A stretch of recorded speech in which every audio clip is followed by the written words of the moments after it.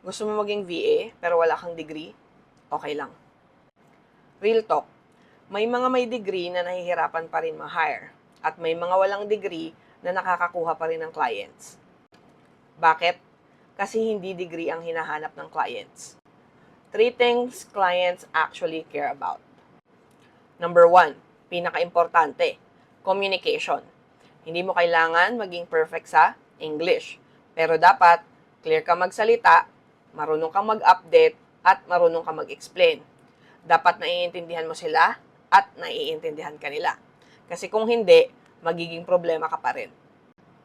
Pangalawa, problem solving. Kapag may task, hindi lahat ibibigay sa'yo niyan step by step.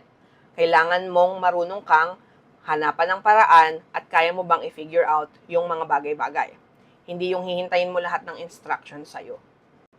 Pangatlo, resourcefulness or adaptability. Hindi mo alam lahat, pero hahanapan mo ng paraan. Marunong ka dapat mag-Google. Marunong ka dapat maghanap ng solusyon. Kaya mo ba mag-adjust? Clients don't want someone na kailangan turuan palagi. Naghahanap sila ng tutulong sa kanila, hindi ng tuturuan nila. Of course, degree is a plus minsan. Pero kung wala kang communication, wala kang problem solving, at wala kang pagiging hindi ka resourceful, mahihirapan ka pa rin ma-hire. So, kung wala kang degree, okay lang yon.